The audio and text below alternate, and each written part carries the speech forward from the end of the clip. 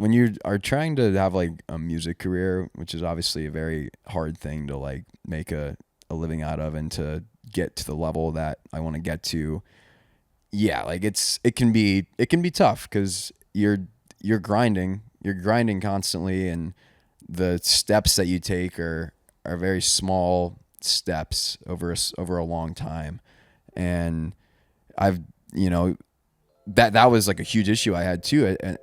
Back when I was, going through it, was like, I was trying to do this music career, and I just felt like it wasn't going anywhere, and I wasn't doing it. I wasn't doing what I wanted to be doing. And, ever since I just changed my mindset and started to appreciate the little steps that I make every single day and every week and every month, it was like, okay, like I'm ready now to understand and to lock in for a lifelong journey that I can now appreciate the little things, and I can appreciate the progress that I'm making. And also like things started to happen more for me in my music career once I was like healthier. Yeah. And ready to take on those things.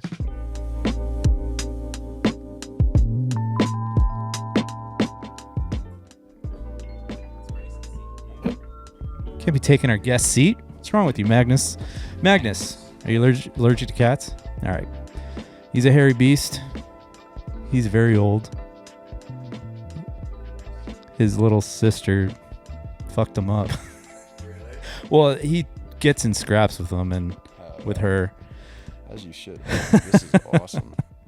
This is great. He loves guests. I try to make him a regular, but he's so temperamental. It's like, some days I like you, other days go fuck yourself, Ramon. Dude, I wish I had like an eye patch. I'll put that on him in the thumbnail. I'll put an eye patch on him. That'd be badass. How'd the dentist go? It wasn't that bad considering it was the dentist, but I do just like, I hate going to the dentist. It's not a good time. Any cavities? No cavities. They said I had very strong teeth. That's good. No issues. So I was happy with the outcome. I feel like the work I put in over the past 6 months really paid off.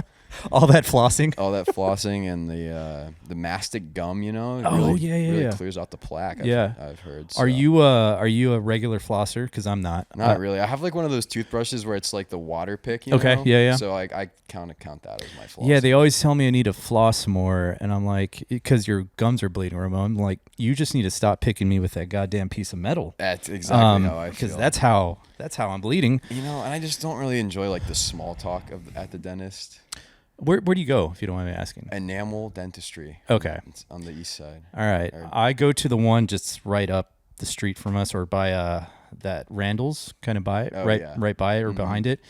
And it's really awesome because they don't do a whole lot of chit chat. It's just scrape my grill. I just want to get in and get out. This is a business transaction. They're already taking enough money from me, so yeah. How was you just played a show at Sahara Lounge, right? Yeah, we just played Thursday a show night with Evan Auten and Jack Carson. Yeah. You know both of those guys, I think. I do. And it was fun, dude. It was like every time you play at Sahara Lounge, it's just it feels like it's like a musician's hangout, It's just like it's just like homies there, and it was like super chill, but they got like great sound in there. We played like a 40-minute set, so it's just like you just get in, get out, play all your your best songs. Was that your first time playing there? It's my first time playing there in like a few years. Okay. I played there back with my old band, American Megafauna. We played there a couple times back in the day. Okay. So that was the return after a few years. What else did you get into this weekend? Oh, that's a good question. What the hell did I do this weekend? Friday night, went to dinner with where? a girlfriend at Fonda San Miguel. Great spot. It was phenomenal. Did you get it's not queso, but it's like queso fundido or whatever it's called? We didn't do the queso fundido this time. I'm a big queso fundido fan. Yeah. We did ceviche, and I did the chicken like mole enchiladas. Okay. And they were so good. And then I had 2 margaritas. Had some frozen yogurt afterwards. It was my cheat day. Okay. So I really went off. 2 margaritas. Were your legs still closed at the end of the dinner? I don't discuss that publicly. I did go home and watch Star Wars afterwards. Okay. So Which one? So right now, Natalie's never she has seen this like all of them, but she hasn't seen them in forever. Got it. And so we started with Phantom Menace, and then we watched Attack of the Clones Friday night. So now we got to watch Revenge of the Sith, and then we're gonna Got it. You guys don't want to go back to? I know like these movies came out later, but are like the prequels to everything. You didn't watch like Solo or go down that pathway? We're gonna start at the earliest in the timeline. Of the chronological story of Star Wars. So I don't know if we'll do like Solo and that. We might do Rogue One. I like Rogue One a lot. Solo I can kind of do without. Okay, fair. But Rogue One would be a good little in-betweener before we watch the original trilogy, since it leads right up into A New Hope. Okay, very cool. And I've been watching, like, they have a Darth Maul like animated show now too that they just put out. Really? And is this all through like Disney? Yeah, it's all on Disney Plus. And the Darth Maul show is pretty cool. Yeah. Darth Maul was my favorite character out of all the new Star Wars series. Yeah. I remember when Phantom Menace came out, my sister pulled me out of class to go watch it at like 12 in the afternoon, and I thought it was the coolest thing ever. That's awesome. And I fell in love with Darth Maul, and spoiler alert, they killed him off like first episode. I'm like, all right, I don't. But then they realized he was too cool, so they had to bring him back for the animated shows. He was too powerful. Yeah. I just got back from Denver. That was fun. Oh, that's right. You were Vincent Antone had a show, Mission Ballroom. And Mission Ballroom. Yeah, that's cool. Are you familiar? Yeah. Okay. That's a famous venue. I wouldn't know. I know so Vince is on this trajectory to so he sold out Ogden last year, and then with his, I guess what they're trying to do is get him to Red Rock. So he had to sell out Ogden. He didn't quite sell out Mission Ballroom. He's about like 400 tickets away from selling that out. What's the cap on that room? I think 4,000. Wow. So pretty close. Damn. And I think Red Rocks is in their sights, hopefully sometime in the near future. That's awesome. Yeah, it was a fun time. I mean, so many people just watching one man play his show was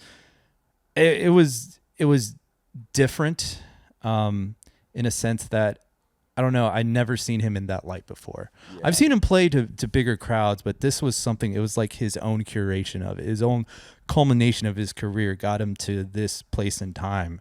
And it's like, man, he put in all that effort and this is the reward. And I was going into it a little bit nervous. I'm like, oh my God, I hope I don't fuck up anything. This is going to suck. But everything went off without a hitch. Him and his team did a remarkable job. And yeah, it was wild to see a show like that. Dude, that's so cool. Yeah. Man, Red Rocks is it's like my that's like the dream. I've never been there before, but you've been there before, right? I've been, I went last year. The first time I went, I was like 16, and I saw this jam band called Humphreys McGee. Okay. And we were just in Denver for something, and like my dad and a couple other people and I decided to go out there and just like get tickets outside the gates and go in just to see the venue. And then last year we went to see Mount Joy there. Oh yeah, which was awesome. And then I said, I'm not going to go back to Red Rocks until I'm playing there. Love that attitude. That's awesome. Also went and saw A Sick New World, which is out in Vegas. It's basically like a metal festival. They have cool. System of a Down was headliner. A lot of the bands that I grew up with, Alien Ant Farm, POD was there, and then got to see Filter. Okay. Guess what I did at Filter? What did you do? I took a photo. Oh, you took a photo. Because one of their songs is "Until You Take My Picture." I don't know. Fuck, that joke's not landing. It did not land. I'm sorry. All right, I got to work on that. You should have given me the homework ahead of time. But I never felt old until that festival, because it's an all-day festival. So wife loves System of a Down. She's a big metalhead. And we got there right as the gates open, 11 o'clock in the morning. System of a Down doesn't stop playing until 12 midnight. So we're there. You're there for a whole day. Exactly. Yeah. 15 hours. On our feet.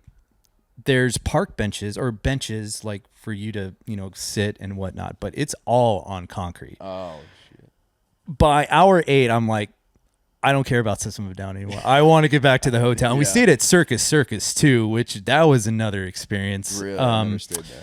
the people who you think would stay at Circus are exactly the people who were there. Okay.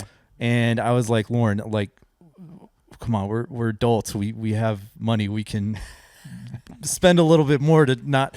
But it was really nice because it was right next to the venue. And we were like 100 yards from our hotel. But yeah, see, that's nice. I was like, I mean, how much time are you really spending in your hotel room? That's very true. And given the conditions of the hotel room, I didn't want to spend any more hours than I had to. See, that's a good way to do it. It really makes you get out there and enjoy your time. It really did. Is like, be miserable out here when it's raining and a little chilly, or I can go back to the hotel and maybe get some bed bugs and bring so it back. It was raining and cold. Towards the end of the System of a Down set, it started pouring. Not pouring. It was becoming a little bit more uncomfortable with the drizzle of rain and the wind, and I'm like, I'm getting to this point in my age where I do not give a fuck. But then they played some bangers, and I'm like, okay, this is.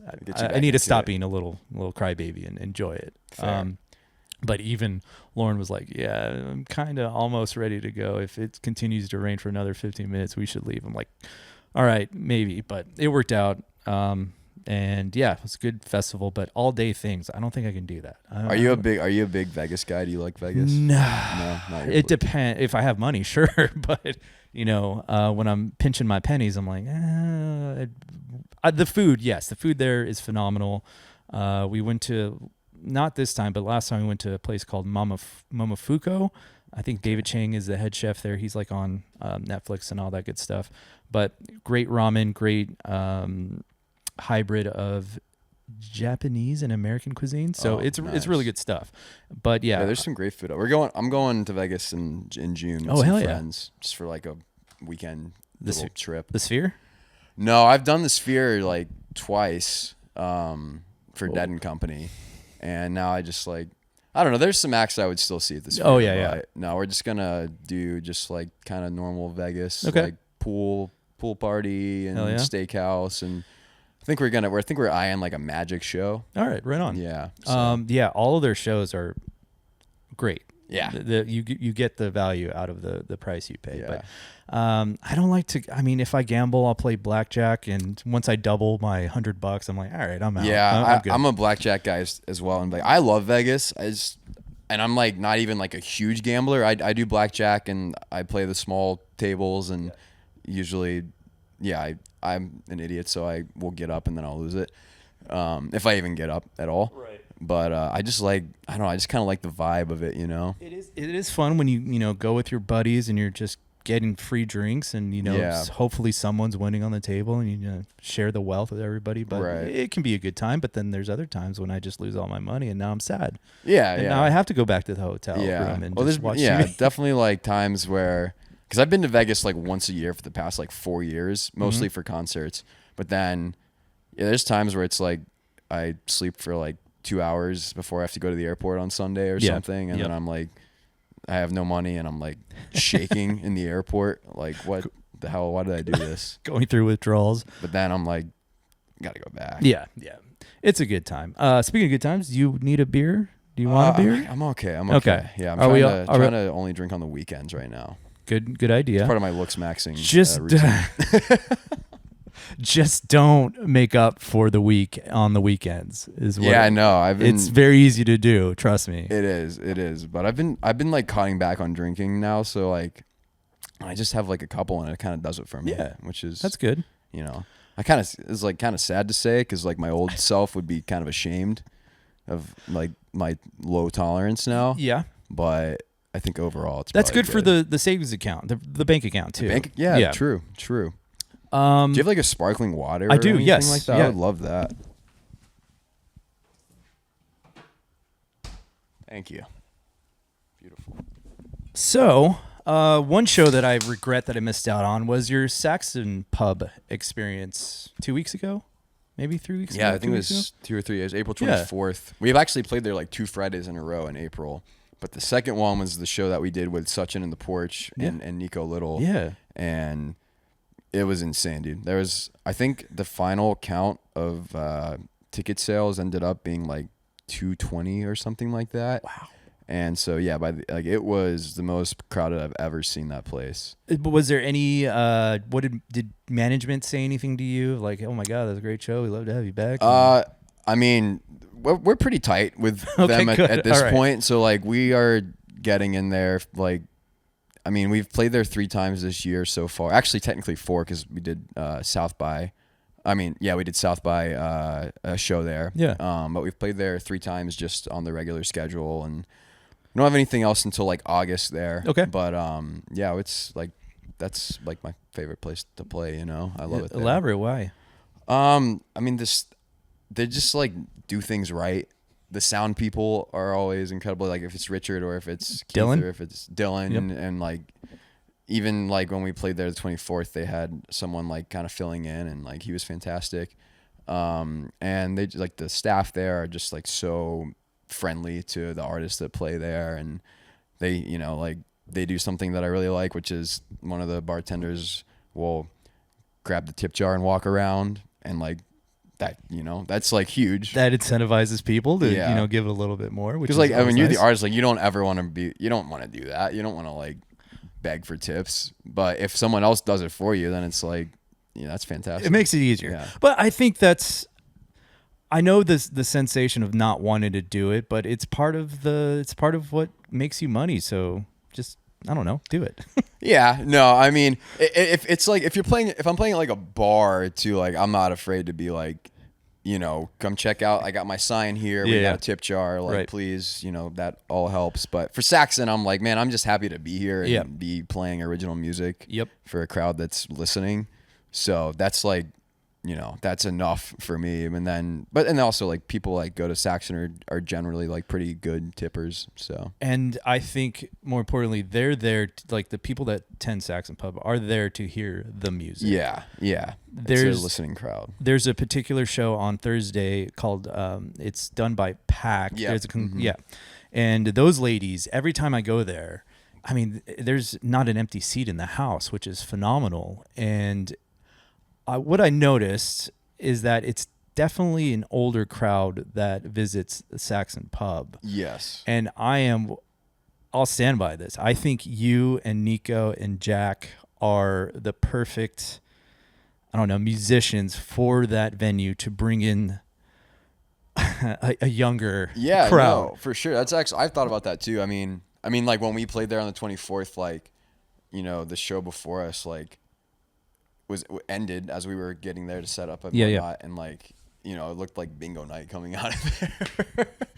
And very true, right? And I no disrespect by saying that's that, you know, but that's spot on. A lot of their crowd is older people, and what was cool like about that night that we played though was like, you know, we had 200 plus people there, and most of them were younger people, my age, you know, demographic. So like, I think that's really cool, like, because that type of thing is going to ensure that Saxon continues to like have people that support the venue through the next generations. I'm really excited that you guys are playing there, because that's definitely a venue that, I don't know, not necessarily needs all the help it can get, but I think it does help a venue when a new generation of listeners and musicians are kind of joining the party. So yeah, for sure. And it's just like, it's, you know, it's not like it's a bar, it's got a bar, but it's not like a bar that people are like going out to on, you know, E6 or whatever. Like,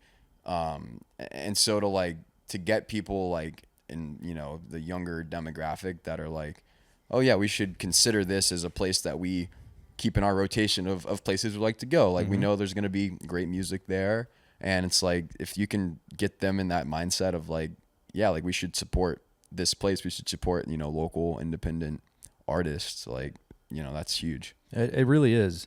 They also have hot dogs there, which is nice. They do have hot dogs. That truck's good. Yeah. I'm in a year-long hot dog eating contest. Okay. And it got started by one of my good friend's wives, Daria. They just had a kid, so I guess she was just sitting at home on maternity leave, just thinking about things to do. And she came up with this idea, and everyone pays $60, and there's 18 people in there. And the goal is to consume as many hot dogs as you can within the span of a year. Okay. I found out, I think it was last Thursday, that I could consume comfortably I can eat 8 hot dogs, regular buns, regular wieners, Like in one sitting. In one sitting. That was my threshold. By hot dog 7, I'm like, all right, I had a goal for 8. I'm not going to bitch out. I'm going to get 8, even if I have to like upchuck it later. But it was That's pretty good. Surprisingly, it's not Joey Chestnut, but it's pretty good. No, I'm like, dude, 79 hot dogs. Yeah. That is outrageous. They're dunking them in water. It's not even but the amount of volume. No, it's insane. It's completely insane. Like you're down, like it's a soggy bun, but it's still taking up space in your stomach. No, for sure. But if you just like enjoy eating a hot dog, like it's not the ideal way. No, like you could eat 8 of them and be like, these are good. I'm enjoying this meal. Also, 2,000 calories for 8 hot dog buns and 8 Nathan wieners, glizzies. 2,000. 2,000. That's not bad. I mean, that's a daily allotment. Well, I mean, like, like if you're just eating one meal throughout the day, like I don't know. How many hot dogs are you at now? I'm at 16 for the month of May. So we just started in May. Okay, so this is new. Yep. And then we're going to Port A this weekend, and I'm gonna put some. You can put some dogs. I'm put up some numbers. All right. Because we have a 3-day weekend, and I have nothing else to do but drink beer, sit on the beach, and that's the ideal time to consume hot dogs. It really is. So I'm looking forward to that. And yeah, that's my weekend. You have something pretty cool coming up on Friday, right? Yeah, dude. A lot of my friends have been asking about it. Really? Yeah, all the pickleball heads. Oh, good, dude, because we're trying to like blow this thing up. Hell yeah. So Ruby Dice, we are putting out a cover of House of the Rising Sun that we've been working on for a little bit. It was kind of conceived out of, I went and kind of guest spotted she did an Under the Rock show at Saxon Pub back in August of last year. And I guest spotted and we played that song.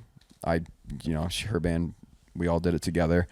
And Aaron Rockland, who is the mastermind behind Under the Rock, just really liked our version of that together and was like, hey, what if the 3 of us went in and went in on recording this and putting it out. So it was born out of that idea. And so we recorded it over at Studio 601 with the homies there. And it's coming out, this Friday, May 15th. And then we're doing a big release show to celebrate that with my band, Ruby's band, and the West Texas Exiles. Yep. So it's like everybody who was involved in the making of this is going to be playing, which is really cool. And it's at the Wolf House, which is an exciting new venue. It's a music venue. It's a music venue, but it's a house. It's a mansion. It's like a Victorian mansion, right, on East Cesar Chavez. It's right next to like Chalmers, basically. God, okay, yeah. And it's literally like a mansion, but Caroline Roberts, who owns it, has turned it into an event venue. And so we're gonna be in their backyard. They got a stage in the back. All right. And then they also do like indoor shows there and all sorts of really cool things there. But it was like the perfect spot for this because it's like this Victorian mansion. Like it looks like it could be in New Orleans, and it was just like, okay, this is the House of the Rising Sun right here. I've always wondered what that house was because I used to get tattoo work done from James Hall, who had a shop right across the street from it. And I asked him, like, what is that spot? And he goes, I have no idea. I don't know what the history of it is. That would actually be cool to find out. But it's relatively new that it's the Wolf House. Yeah. They kind of like opened up and started doing shows there during South by this year. And Caroline Roberts, who owns it, is like just a really, really sweet and like driven person. Yeah. She's just trying to get involved in the music scene and do shows there. She's like managing a couple artists as well. Okay. So we're super, super stoked about this. When this project came together, was there an end goal of this, or was it just to put something cool together with cool musicians? I mean, I think it's like once we kind of started working on it in the studio, and we were like, this is going to be really cool. Like we should do a show. We should do something to celebrate when this comes out. And then we started talking about, where can we do this at? And we kind of floated out like, we could, try to do it at like a Saxon or a Sagebrush or a place like that. And then once the Wolf House connection kind of came along, we were like, like that would just be the perfect spot to do it because it's outside and it's going to be beautiful, and you can kind of, you're not confined to like whatever the venue wants you to do. Like we have complete reign to set the event up exactly how we want it, and charge what we want for the tickets and stuff. So I mean, as soon as we realized like this is going to be a pretty special version of the song, like we were like, yeah, we gotta do a show. Was there a lot of legwork going into this to put this all together? Yeah, and because I think no one really talks about all the logistics of that. Yeah, it's been a lot, and luckily, like Aaron Rockland and Caroline have been the ones like doing most of that legwork and behind the scenes work to really sort of make this happen. All the logistical aspects of it. And so they've been working extremely hard just to make sure this is going to be like a very high quality event, and then but Ruby and I were kind of involved in the planning process as well, just sort of giving our inputs and ideas to how this is going to work. And you're just playing one song and then the event's over, right? That's right. Yeah, the one song. Yeah, no, there'll be full sets from my band, a full set from Ruby's band that will culminate in me joining her band, and we're going to play The Rising Sun. Yeah. And then we'll have a closing set from the Exiles. Oh, fuck. Getting a little bit of FOMO. Dude, it's gonna be cool. Yeah, if you weren't eating hot dogs in Port A, you could be there. Sucking down glizzies and beers. All right. Something else happened this week. Or not this week, last week. Last week, 2 weeks ago. New song? Yeah, new song dropped May 1st. Hell yeah. 2 weeks ago? 2 weeks ago. Almost 2 weeks ago, I know. It's all time's flying. You guys are dropping, I mean, everybody's dropping songs left and right. It's hard for me to keep up. Yeah, no, there's been a lot of releases. Yeah, that's great. Releases. That's what we want as fans. Yeah. Little Miss is the name of the song. Okay. We like did a music video for it. The music video is in its entirety has not been put out yet. Was that done in Lockhart? It was done in Lockhart. Yep. That's right. We've just took a day and filmed in Lockhart. Michael Malley filmed it. You might know Michael. I don't know him, but okay. I mean, from what I saw, the work looks great. Yeah, it was really cool. He was kind of like the creative director behind it. Yeah. And so it's just like a very like it's cinematic, and just like there's not like it's not a music video that has like an overarching like story really. Yeah. But it's just kind of like vibes, and so far it only exists on online and like clips of it, but we're gonna release the full video at some point. Yeah, creating a music video, I think it's probably one of the toughest things to do logistically, budget wise, and then creative wise. Like I have a lot of good ideas for music videos, and then I wake up the next morning, I'm like, yeah, that was a terrible idea. I'm so glad I didn't text Greyson or Nico or anyone else, and I'm like, God, that would have been so embarrassing. But like when in 2026, what do you think of a music? What makes a good music video in 2026, in your opinion? Yeah, I know that's a very broad question, but well, it depends on what you define as good, right? Because what makes good clips on social media now is just like stuff that's like visually very like hooky. Yeah, and like the sweet spot of like where is like the hooky parts of the song? How do we get hooky visual effects, or not effects, but visual eye-catching things to align with that, but that doesn't necessarily translate to like good art all the time, I would say. But at the same time, like you are obviously making a video with the intent that people will watch it and see it, right. So you've got to still like strike that balance of it being eye-catching and hooky and enough to grab people's ever shortening attention spans. Yeah. I think Dan Radin, who's a celloist, shout out Dan. I know Dan. Thank you for your shirt. He's made it a point like, musicians back in the 90s necessarily didn't want to make music videos. They just wanted to play their music. Yeah.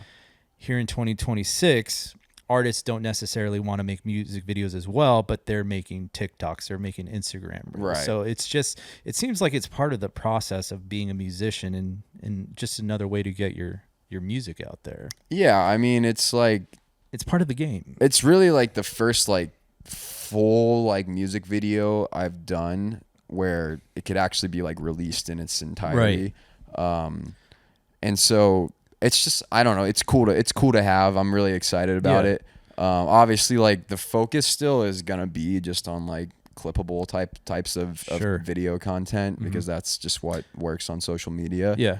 And that's like, I mean, I've got a bunch of releases planned for this year, so we'll probably like, we're gonna do like more like full videos for some of these songs, with the goal of like having the full video and then being able to clip it up. Do you have like, for these songs, do you have specific narratives that you want to include in these music videos?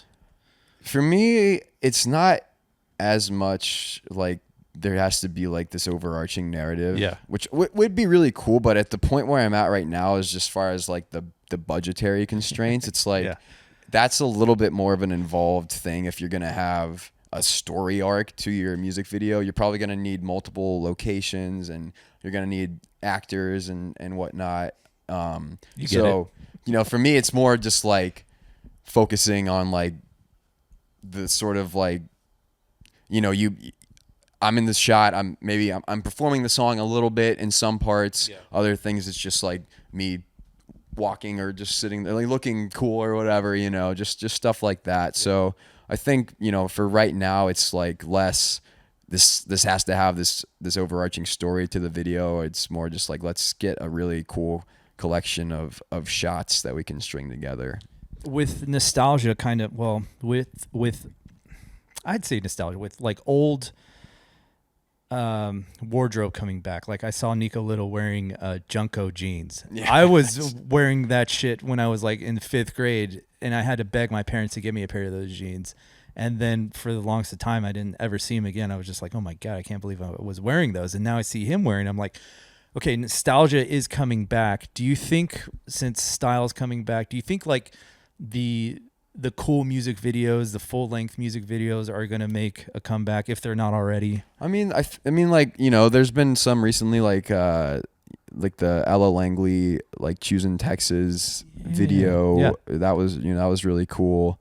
And so I think like Casey Musgraves might have recently put out a music video. So, I mean, like, I think it'll never like fully go away. And I think it really just is like, unless you have just an incredible, like, you know, groundbreaking video where it's like, oh my God, like they're doing something that like I've never seen before.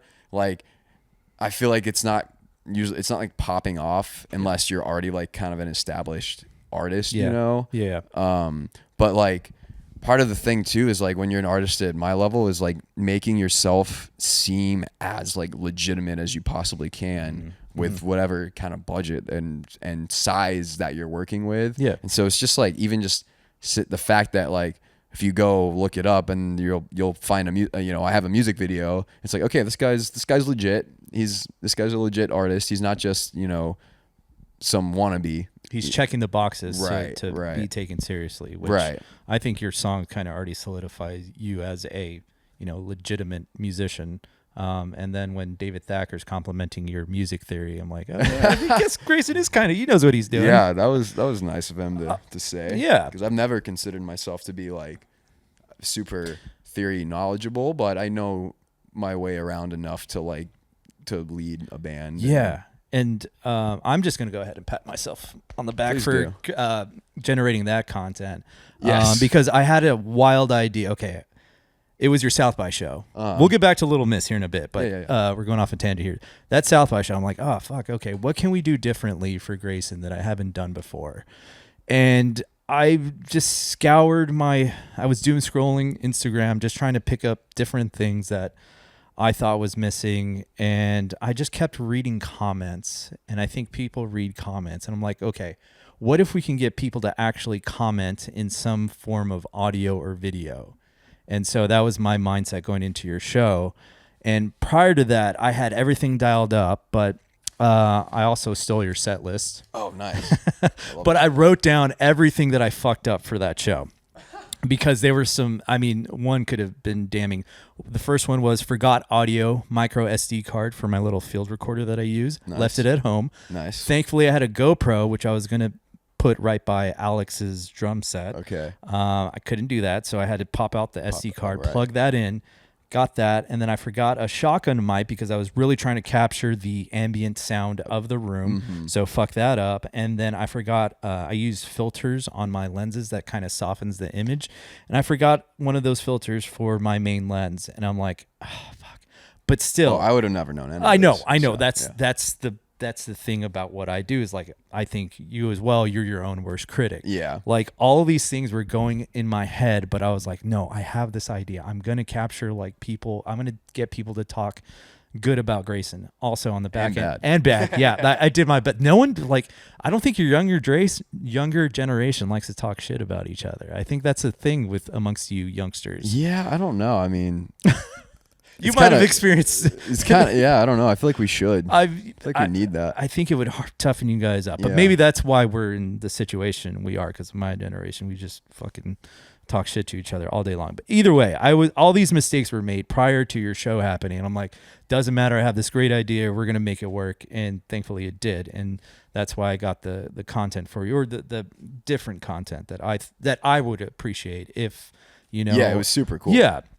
Like if one of my favorite bands, Queens of the Stone Age, would include commentary from the crowd and on it, I mean, like I would love them even 10 times more. Yeah. But it was just something that I wasn't seeing as I did my research, and I thought I could do something different. So, it was really cool. And it was just like, it was really nice to just hear what my friends had to say about what because you doing. Don't get that. You get that reaction from the audience firsthand, but you don't get after the fact of like, they're leaving with this buzz of being entertained and like, oh man, we just discovered some, you know, lightning in a bottle and we can't wait to, you know, go follow and listen to your music. So I thought that was unique. I forgot where I was going with all of that. Let's get back to Little Miss.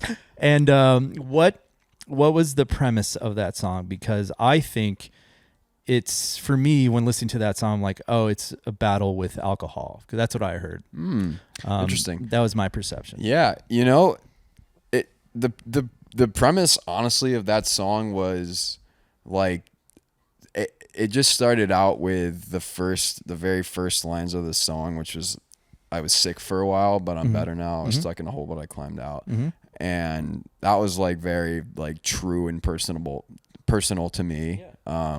And that's something that's like largely discussed in a lot of my songwriting is like being kind of down bad and getting out of it. So it started with that, and then there, you know, it's just like kind of like at its like surface level, like a sort of like vindictive, like breakup, like I'm breaking away from this toxic relationship type of thing, which I have experienced in the past, but when I wrote this song, I wasn't actively experiencing anything like that, but I was sort of drawing on just like past experiences and feelings.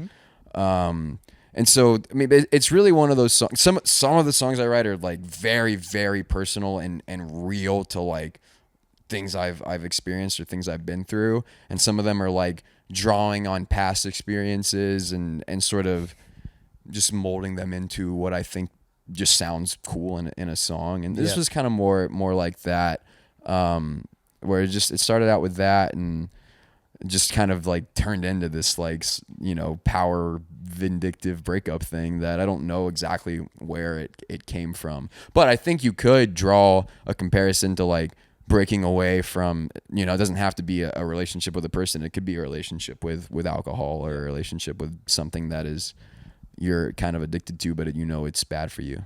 I think you write a lot of intense, relatable songs, because I think everyone can relate to some sort of, you know, subject matter within Little Miss.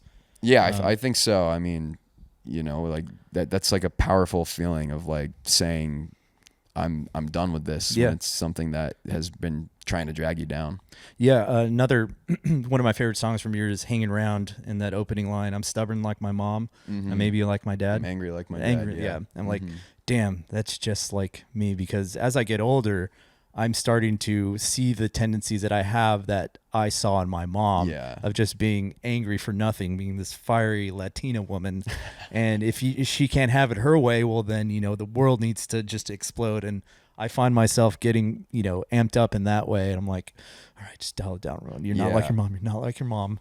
Right. No, I mean, that's obviously something that's like a universal sort of fear, or at least just like thought that we have. I was like, now I'm turning into my parents. God damn, that would be the worst fear. But that was like something that I had to like really discover for myself when I was like, back when I was like going to therapy once a week and stuff, and like kind of unpacking like, you know, childhood familial stuff. And it was like, yeah, you realize like, oh, here's like the ways that I'm sort of like that. And so, you know, to say I'm stubborn like my mom, like, yeah, like she's someone has her opinions and her ways, and she's not ever gonna really change them. And Right. I see that a lot in myself. I'm very, you know, strong-willed when it comes to what I think, what I believe. And my, you know, it's kind of funny. Like I say, I'm angry like my dad, and my dad now is one of like the chillest people I know. Like he's always down to hang. Like he's out here going to shows with me and Hell stuff. Yeah. And but you know, I kind of was tapping back into childhood when I would feel his wrath when I, you know, misbehaved or fucked up. And I see the sort of anger that I sometimes saw in him. I can definitely see that in myself. And, you know, I've worked on it, but short temper. Hell yeah. Going to therapy. When did you first go? When was your first? It was like right around the time I moved to Austin. How old were you? 23? I was 21 when I moved to Austin. And so, and I don't know, I was just like, you know, the start of COVID, and like I was in my last semester of college when COVID started, and that all getting messed up, and the general, you know, just feelings of like, what the hell is going on right now? And then I was like, well, I'm moving halfway across the country. I'm going to grad school for something that I'm locked into at this point, but I don't know if I really, I mean, you know, I wasn't passionate about it. It was just something that I was like, this is what I'm doing. And so like when I'm, you know, those first few years that I was in Austin, like I had a lot of fun. I had good friends, and I was figuring things out, but I was also like very, very depressed when I was, at that time. And it led to me just like self-medicating a lot and whatnot. And so, and like, you know, I was trying to go to therapy to like work on it, but therapy is like is very helpful to understand, but then you have to do like the work outside of it to actually make a difference in your life. And that took me a really long time to figure out. Yeah. I mean, that's amazing that you started going at such a young age, 21. I mean, when I was 21, therapy was the last thing on my mind. But then again, I wasn't, you know, well, I was like 6 hours away from home. I started going to therapy when I was 36, 2 years ago, a year ago. And it was because my wife said, hey, something's not right with you. You're acting very differently. Maybe you should try therapy. And so, yeah, I tried it. And like I remember the first session, I kept telling myself, I'm not going to tell this person anything. Yeah. I'm fuck that. She doesn't need to know about me. Or it's actually a dude. He doesn't need to know about me. And then within the first 5 minutes, I'm just bawling, crying, exposing all these like things that have been like, I guess, deep inside of me. And yeah, he was a very muscular, like very alpha male dude. And he couldn't have been more kind to me and like understanding. And like an hour later, I felt so much better. And then he started giving me, you know, what I need to work on. But the fact that how did you know you needed to go to therapy? Was there someone that said it to you, or you just kind of discovered it on your own? I think it was, you know, sort of recommended by some people in my life when I would talk about how I was feeling. And I also was like, I don't know if it's really going to help or not. Right. But I had like friends who were like very good about being like open about their mental health. And, like, you know, like, especially for guys, it's hard to open up about that stuff a lot. And I just like, it just started, when I started going, it started like the unlocking of like, those kind of bottled up feelings was really good. Even just from like a songwriting perspective, it was really good because I was understanding things about myself that I had never really understood before, or I'd ever even thought about, you know. And I think I had this idea that was like, well, I'm feeling terrible right now. Like this is going to fix me. This is like the Band-Aid that I need to get me better. Lap that right on. Yeah, exactly. It was like plug the artery. Cause I didn't want to do the actual hard work of changing my life and my lifestyle to actually feel better and get better. So I was like, okay, well, this is what you're supposed to do. You're supposed to get on medication and go to therapy once a week, and then you get better. And obviously, like, I don't know, maybe that does just fix it for some people, but that was not going to help it for me because I was not living a good lifestyle. Yeah. So I haven't gone in, I think it's been about 4 months. I haven't really needed to go, although everything considered that's going on in the world, it's like, maybe I should go and talk it out. But for the most part, I'm doing okay. But they gave me some tools to, work on those emotions when I feel that sort of way. Are you still going to therapy? No, I haven't been in a while. I've been in a couple years. That's good. It's good. Yeah. I mean, I just and I was taking a antidepressant or whatever, and I just one day decided, really what happened was I had a pretty intense mushroom trip, and this was almost 3 years ago now, and it just made me realize that I was not living my life in a fulfilling way at all. Really? Okay. I was leaning too heavy into substances to just numb things. Mm-hmm. And it was just really hurting me and hurting my relationships with people and friends. And it finally clicked for me, and I was like, all right, I gotta stop smoking weed so much. Yeah. I gotta get back in the gym. I've gotta put my heart into my music career because it's what I want to do. And so that flip of the mindset, once I made those things part of my routine, it just it really just fixed me so quickly that it was kind of amazing. And then once I was felt confident in that routine that I was doing, and then I was starting to really enjoy life again, I was I think I would go once a month or so, and then I just kind of dwindled. I was I don't think I need to go right now. Right. And I got off of the medication and stuff, and I was I just want to feel good on my own, you know? I think there's so much big pharma pushing drugs at people to try and fix things, and obviously those things can be really helpful, but for me it was it was more just about me taking control back over my life, and that brought me just to a much better place. The more I'm trying to understand the ins and outs of my business and understanding economics, I think, unfortunately, I feel like therapy is another industry that is just trying to be capitalistic and keep that recurring individual. Yeah. I don't think they need a lot of help given all the circumstances of the world and what we're all going through. But a part of me was thinking about that as I did my last session. I'm like, man, I think I know they're here to help, but because I'm so skeptical of everything here in America, I'm like, this could just be another thing that I have to do because the industry is telling me I have to do it. And when they push, no one ever pushed any antidepressants on me, but that's very true. I think they're trying to utilize therapy as a way to make more money. Yeah. I mean, yeah, to be realistic about things, that's just what a lot of the medical industry is, right. Unfortunately. Yeah. And that's why I just believe so much more in fixing it on your own. Yeah. And obviously you should have help with that if you need it, but you've got control over your own life, and you've got to utilize that control to really feel better, because the world is just, it's not exactly a reassuring place a lot of the time. I don't have hopes that I might own a house anytime soon. AI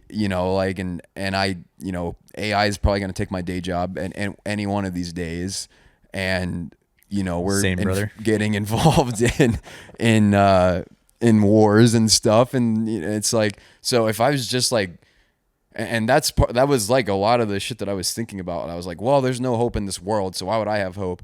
And then it's you just gotta be a citizen still and care about these issues, but end of the day, worry about what you have direct control over, and find the little things in your life that bring you joy, and approach your days with a positive attitude. And I think that's just the key.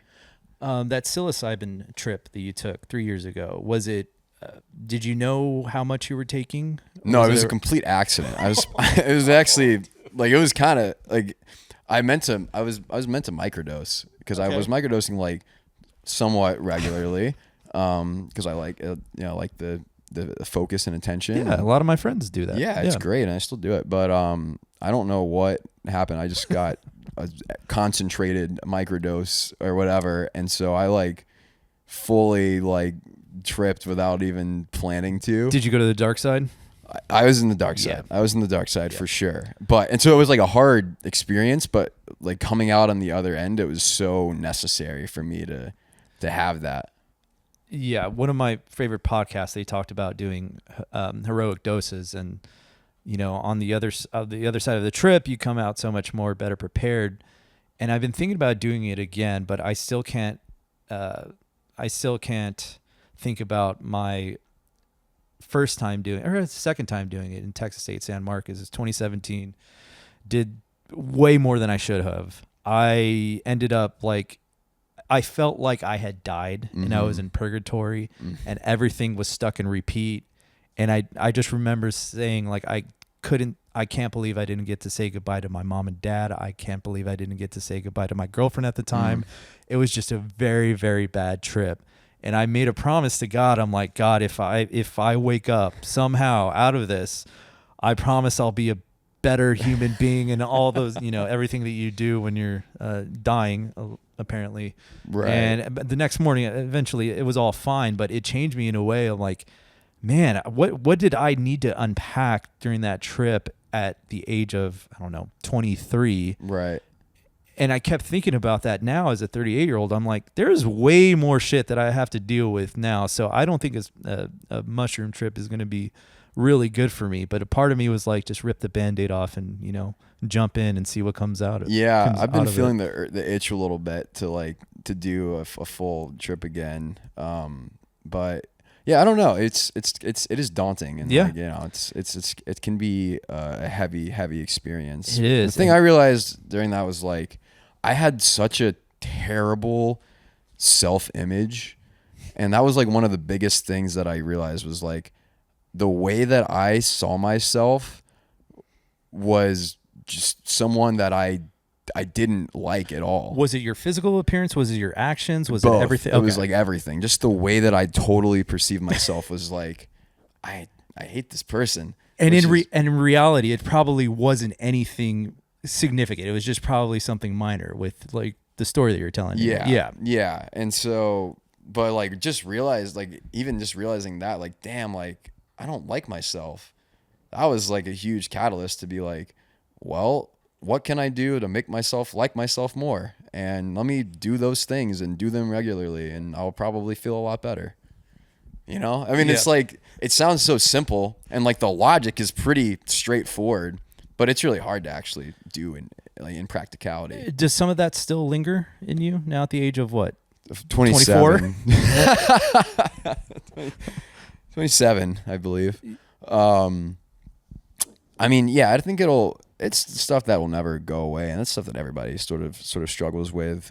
But it's just like way more manageable now, and I have so much more like confidence now than I did ever before. But it's like when you are trying to have like a music career, which is obviously a very hard thing to like make a living out of, and to get to the level that I want to get to. Yeah, like it can be tough because you're grinding constantly, and the steps that you take are very small steps over a long time. And I've that was like a huge issue I had too. And back when I was going through it, was like I was trying to do this music career, and I just felt like it wasn't going anywhere, and I wasn't doing it. I wasn't doing what I wanted to be doing. And ever since I just changed my mindset and started to appreciate the little steps that I make every single day and every week and every month, it was like, okay, like I'm ready now to understand and to lock in for a lifelong journey, that I can now appreciate the little things, and I can appreciate the progress that I'm making. And also like things started to happen more for me in my music career once I was like healthier, and ready to take on those things. Right. Going back to recording Little Miss. Now you've recorded with Lucas. I forgot his last name. Lucas Hayden. Yeah. Mercury. Have you recorded with him too? Right. I have. I did. Okay. We did. I did like a session there. We did like a bunch of acoustic songs there with video and stuff that we'll be releasing throughout the year. So when you're like recording at studios or whatever, what is it about Studio 601 that you wanted to record Little Miss at? Studio 601 to me is like just like a second home now, it feels like. And Eric and Mike there are like true homies of mine and, you know, confidants of mine that I trust and value their opinions, like, you know, so much. And so I just knew that it's like, this is where I can go to like take this song and like really make it all that it can be. Because I come into the studio and I have my song on my acoustic guitar and it exists only in that format. And I have sort of ideas and visions for where I want it to go from a production standpoint, but they're so good about like really figuring out like what's going to make this song as good as it can be and really like punching the song up and just drawing out of me like the, you know, visions and ideas for a song. And so, I mean, that's just, you know, they were like, Eric, you know, reached out to me when I had first met him and was like, yeah, we got a studio, come check it out. We want to hear your stuff, hear what you're working on. Yeah. And just like their belief in me of like, dude, you have great songs. Like you need to be putting these out. It's, you know, I don't know if I hadn't met Eric when I did, like, I don't know if I would have had like the courage to really like be like, oh yeah, I'm going to do this. I'm going to record an album and I'm going to put it out. You know, so like they helped me out so much in the beginning, and now we're just super tight, and I've grown a lot just working with them, and so it just feels like the place that I can go to really like unlock the full potential of my songs. Yeah. And you had Andy playing on keys too, right? Did have Andy. What kind of what does he bring to a recording session? Yeah, so when we went into this session in January, and I did like 4 songs in a week, and I was like, we did the album last year, and I was like, I want to really work on like pushing my sound forward. I want to find ways to move it to a more modern sounding type of thing. I think I have content from from those sessions. Oh, that's right. Yeah, that's right. I just thought of it right now. Oh, yeah. We should look at that. Well, you should sit. Yeah, we'll touch base after. Yeah, we should look at that. I forgot about that. Me too. But so yeah, we were like, what can we like? We're like, why don't we bring in, you know, like someone that can play like some synth parts on this, and there's some really cool, just different sounding type of things to like make this cool and different, and like, you know, can we get a little weird in some parts? And so that was kind of like the big vision behind bringing Andy in. Like Eric and Mike had worked with Andy before. They knew him very well. And they're like, I think he would be a good person to bring in just to like write some cool synth or whatever weird sounding keyboard parts to these songs and bring a little bit of like a poppier, I don't know if it's poppier or whatever the hell it is. Just like something that's just like pushing us forward, pushing the sound forward was like my big focus. And so that was like the vision of the week, was pushing sound forward. And I think we really accomplished that. And then on top of that, I'm working now like with an executive producer. His name's Daniel. His artist name is Dokes, or his producer name is Dokes, but he's the guy behind Terra Cognita. I don't know if you've seen them play before. Not familiar, but they're like really cool, like kind of like dark electronic rock type of stuff. Okay. It's like, I don't even know how to explain it to you, but it's sick. So look him up afterwards. But Daniel is just like got this like really cool way of approaching music. And so he, like Little Miss, he executive produced it. Okay. So he basically just took everything we had done in the studio and sort of put a little bit of his own flair to it. And like my favorite example of that is there's a banjo on the song. And Daniel took it and pitched it down like to an octave lower than just the normal banjo plucking. And that just like it just made this really cool sounding instrument that you're like, I don't know what that is, but it sounds fucking awesome. And you know, he did a bunch of things as well, but just like things like that are like, what can we do to like just make this kind of different? And I think it's interesting. This is actually one of the things that I wanted to talk about was we like made something that I have no idea what genre it is. And I don't know if anyone knows, because it's been out and I've been like submitting it to playlists and stuff for Spotify playlists. And, you know, you can go on there and, you go on Submit Hub and you put your song in, and it uses its, whatever AI tools to listen to your song and be like, oh, we think that these genre playlists are going to be the fit for this. And it was like indie rock, alt rock playlist. And so as it's getting submitted to these playlists, the feedback I'm getting from the curators, some of them, they like it. They take it onto their indie rock playlist, their alt rock playlist. Some of them are like, oh, like we like the song, but it's not quite like rocky enough for us. That sounds like there's more like pop elements to this. And so then I go and I'm like, all right, let me try something different. Let me push it out to like some indie folk and indie pop playlist, that sort of thing. Yeah. And it's getting on some of those playlists, but I'm also getting feedback that's like, this sounds a little more like indie rock or alternative rock. And so I'm realizing now that like we've kind of made something that's like, I think it's great because I think we've made something that's different and new sounding, and I think that's like really exciting because I'm like, that's like, I feel like that's like the dream of making music, is to, for a lot of people at least, is to like make something that's new and truly original. Yeah. And so just through this playlist submission exercise, I've been like, we might have actually be onto something there with just like the way that we went about making this song, Yeah. So Princess Bride, are you familiar with the movie? I am, yeah. Box office failure. Right. The reason why is because studios didn't know how to market it. Mm-hmm. Mm-hmm. Is it a romance novel? Is it an adventure? Right. Is it a comedy? Well, turns out it's everything. It's everything, yeah. Now, it didn't get popular until it was set to this thing called video cassette. You're probably not familiar. I know what a video cassette is. Okay. Well, once it came to video cassette, that's when the popularity and this novelty movie started making its waves.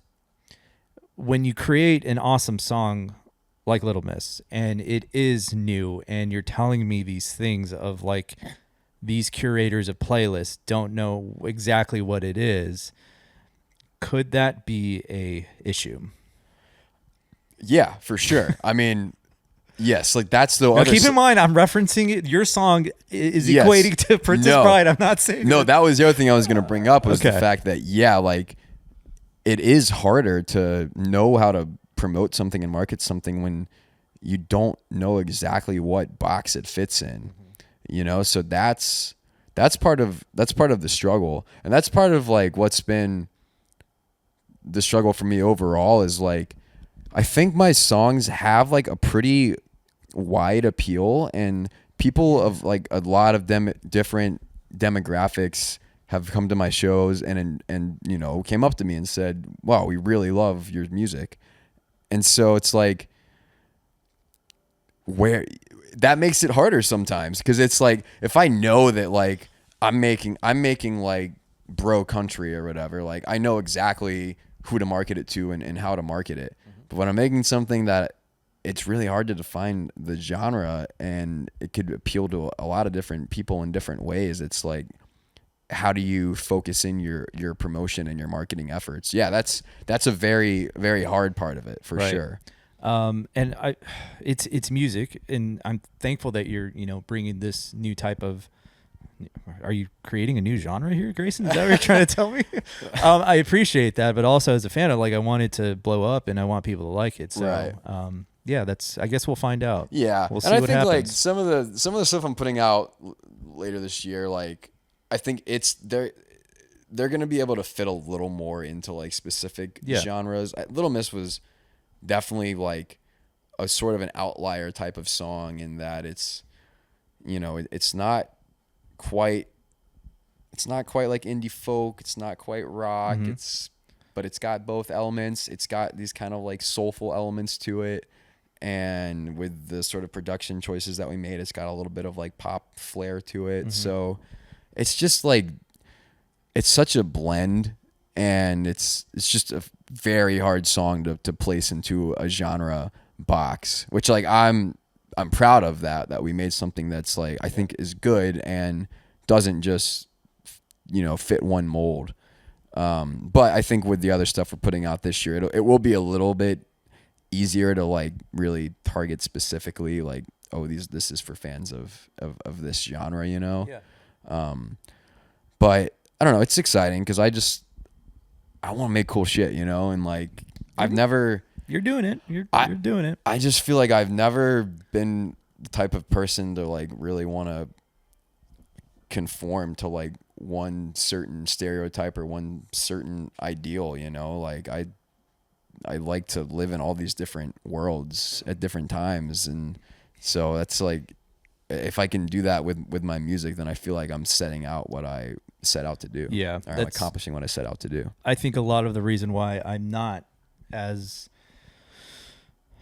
not making the amount of money that I want to make is because I haven't really niched in the corporate world. Because if I just stuck to one industry, let's say real estate, oh my God, I wouldn't be having fun. Right. But because I'm able to, I don't know, produce videos for different industries, it makes it entertaining. And I don't know, I get to learn something new from each industry that may or may not carry over to the other industry. Right. So yeah, it's fun to be working on different projects, but it's also tough to find a repeatable process that's going to generate a better ROI for my business. Right. Yes. So I think the thing that I'm just hankering on overall when I create videos is just storytelling. What's the story? What's the story when I go to a concert? What's the story behind the scenes of a concert? What's the story for a real estate agent? So that, I think that's, if anything that I have to niche down, is like, let's tell a good story with video. That's a great way to approach it. Yeah. Honestly. Stories are, you know, timeless and universally appealing to everybody. They really are, but my thing is they have to be authentic. Like, I have to believe you. If I don't believe you, your audience isn't going to believe you, and that's a problem. So that's one thing that I'm trying to just narrow in, and also be involved in advertising with video. So that's some new thing that I'm learning, which is interesting, but also it feels like I'm just selling my soul, which, you know, I'm selling my company. It's how I rephrase it. But there's so much that goes into advertisements that I think there's something worthwhile there investing in as far as education for my business. Right. And we'll see what comes of it.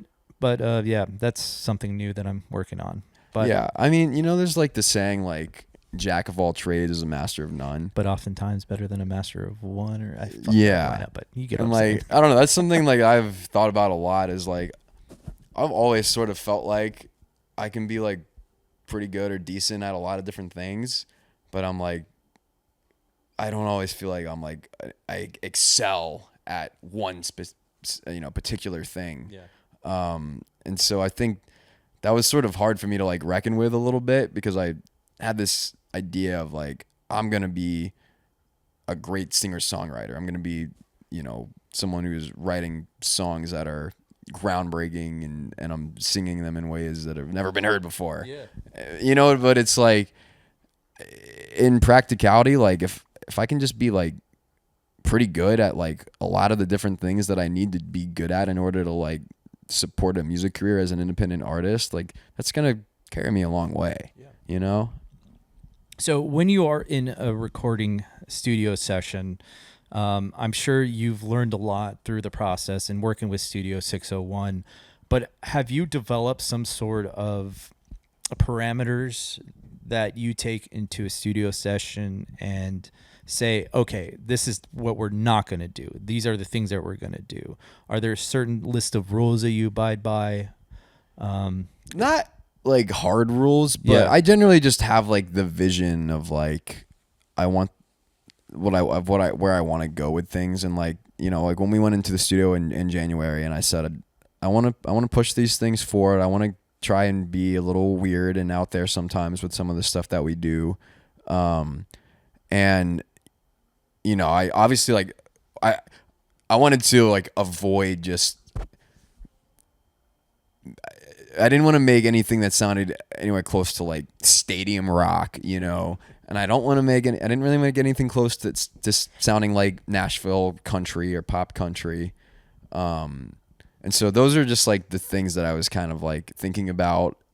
Yeah. And like, that was kind of goes with, it didn't even need to be said in the studio process because Eric and Mike know me and they are on the same page with me. But generally I try to be really open when I'm there to just like receiving ideas and at least trying them out and seeing if we like them or not.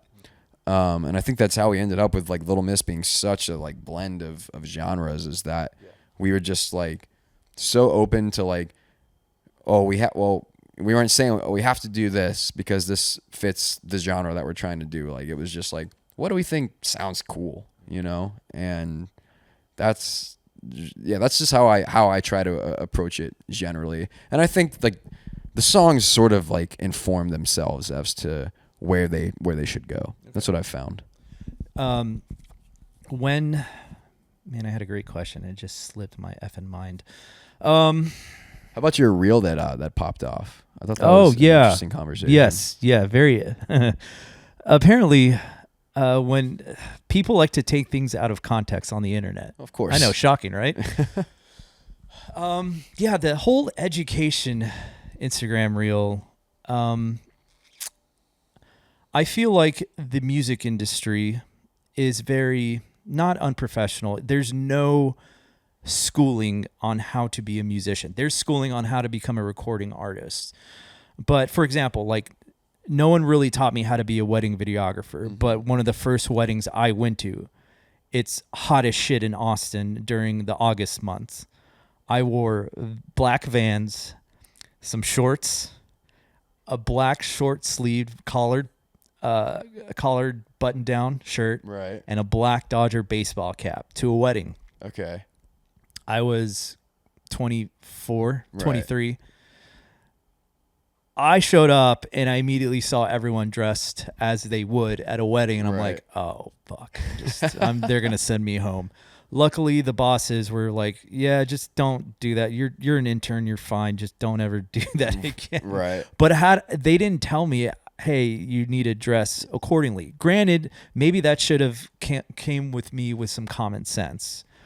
But there was no one there to tell me, hey, this is how it's going to go. Right. They just treated me as like a lowly intern, like, oh, yeah, he'll be gone within 2 weeks. Right. So had I gotten some sort of education, I would have been better prepared and would have been given, I don't know, I would have had more confidence throughout the day. Because the entire time I was just worried about like, oh my God, everyone's looking at me. I'm a fucking idiot with a baseball cap at a wedding. What was I thinking? Shorts on. So had there been some sort of limited education, I feel like the product my performance would have been better because I would have been given the confidence. Now in the reel, we're talking about educating musicians on just the bare minimum of what it takes to go to a show. So what have you learned in educating yourself, or something that you learned from someone else about what it takes to go to a show, the professionalism that it takes to go to a show? Yeah. I mean, for me, so I started doing gigs around my hometown when I was in like middle school. Yeah. And even before that, I had been on like movie sets and I had been in like stage productions and stuff. So I had like a pretty decent background of like being a working person in the entertainment industry. Mm-hmm. And so I think like, and also I was just like raised to have good manners by my parents. Sure. Like they did a very good that goes a long ways. And, and you know, and that's so the bare minimum. And I also, you know, I have a business side of me as well. I work in finance and I studied accounting and all this stuff. I've done. So you're not showing up to work in shorts and a black baseball cap. No. Although I could probably get away with that. Yeah. But you know, like I don't know. So I always just like, it never crossed my mind that I would not be professional when I showed up to something. Yeah. And so like I had that background, and you know, I was gigging. I started to understand like what it looks like to go play a gig from the time I was like 12 or 13 years old. Yeah. Luckily, so you know, I just always had like the mindset of I'm getting paid by these people to show up and do a job. Like I'm gonna behave as like that. I'm gonna behave like the situation calls for. And so I don't know. I never felt like I had to like learn too much, you know, how to act at these sorts of things. Like I always was like, well, I'm gonna make sure that I show up, you know, on time to where they want me to be there. Yeah. I'm gonna make sure I have all the things that they've asked me to bring. And I'm gonna treat everyone with like a level of respect. Yeah. And so I don't know, I guess, you know, not to toot my own horn here, but I want to be a good boy at your show. Yeah. I don't know. I just like, I guess because I started so young that like, I learned how to behave and how to be a good person to work with in this industry. But what about like the sending a stage plot, what is a stage plot? Stage plot is just like a visual representation of like what you're gonna have on stage, like, and where it's gonna go on the stage. So like, you know, I'm gonna be in the front middle with, I need a boom mic stand and I need a DI input for the acoustic guitar that I'm gonna be playing. Did you ever play a show where someone asked you that and like, what the hell is a stage plot? Or did you already know what that was? Or did you use the power of Google to figure it out? I think probably the first time that I ever had to provide a stage plot, I was like, okay, well, based on context clues, I think I know what that means. Let me go to Google. And okay, I'm getting it. Let's Google free stage plot maker. Okay, there's a million options, and they're very straightforward and easy to do. So, you know, right. Like, but I think I wouldn't give myself enough credit to be like, this is right. Exactly. Yeah. Yeah. I think I would be more concerned of like, oh my God, what's the formatting? What's the font I need to use? Are they going to like this or going to like that? Right. So I think I would just get two in my head. Well, that's like good because that means you have like good attention to detail and stuff, which sometimes I get, well, sometimes. Yeah. Sometimes I feel like I don't, but like I'm saying all this stuff that like, I try to be professional. I come prepared, but at the same time, I can also be like a lazy bastard, and I tend to do the things at the last minute, and I tend to rush through things. So yeah, like for me, I was like, okay, stage plot, like I don't want to spend an hour like trying to figure this out. I'm gonna assume that I'm smart enough to know what a stage plot is based on my context clues and using Google, and I'm gonna assume that if I configure this stage plot to how I would like to be set up on the stage, and I tell them, here's the instruments we have, here's our setup, like that provides the information they need, I guess. Like I said, you know, no one would accuse me in a lot of aspects of overthinking things, you know? So maybe it's the simple is better approach. Was there kind of something that you learned on your own that was just, I don't know, a bright and shining moment? Like for me, I'm having someone rebuild my website, and in looking up how to do video advertisements, I found out that, hey, you should put the link to your contact form within those video advertisements because that's how you get the leads. Never even thought of that. Never even dawned on me to think of that. But because I like researched it and like I'm trying to learn how to be better at that, I was like, that's the one beaming moment that I'm like, okay, that is a big problem that I can solve. That's very easily doable. Was there anything like that in your music career that you was like, oh my God, this was brilliant? Honestly, it's stuff like that. It's like the marketing and advertising side of things. Because that was always that was just the last thing on my mind a lot of the time. I hate it. Yeah, it's the worst. It's not fun. It's not enjoyable. And I was just like, damn, I don't really care about that aspect of it. I just want to play shows and have a good time. Yeah.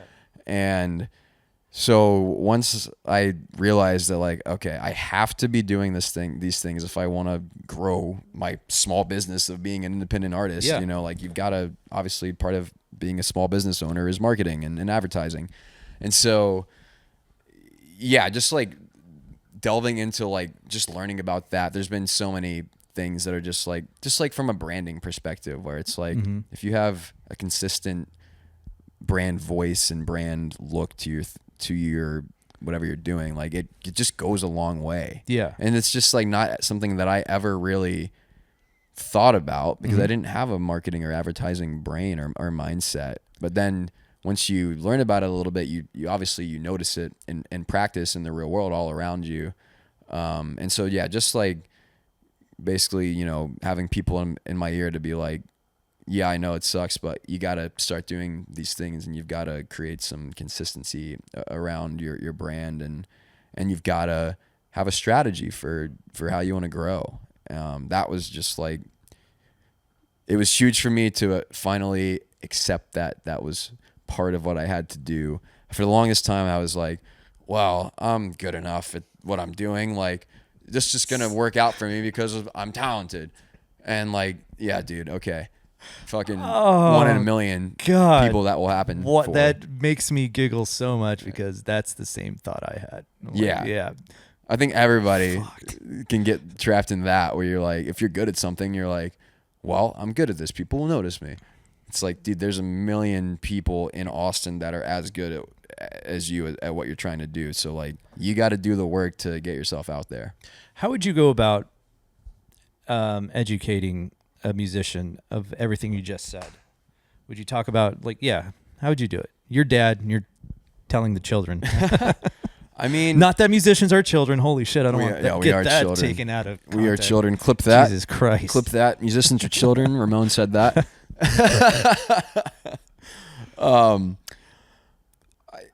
I mean, first of all, I would be, if you're getting educated by me on any of this, you're probably in a bad spot. You got problems. But no, I mean, generally I would just advise people. It's like, you're like, hey, like I've been writing some songs and I'm trying to just figure out like, how do I start playing gigs? How do I get myself out there?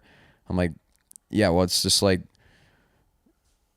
from the business side of things, content's the name of the game, unfortunately. Branding's the name of the game. So figure out what that looks like for you. Figure out who your target demographic is. And just make yourself look like you're a professional artist, you know, like however you can, you know. You don't necessarily have to go pay a bunch of money to get professional video done, but figure out a way to DIY and put stuff out there that makes you look like you're legit.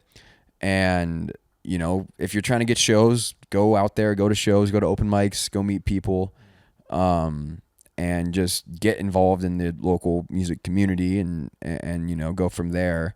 But I mean, generally, like, the advice is like, you got to treat this like a small business. You got to treat it like a business, and you've got to have an all-encompassing mindset of, I'm not just someone who goes and plays music and releases songs.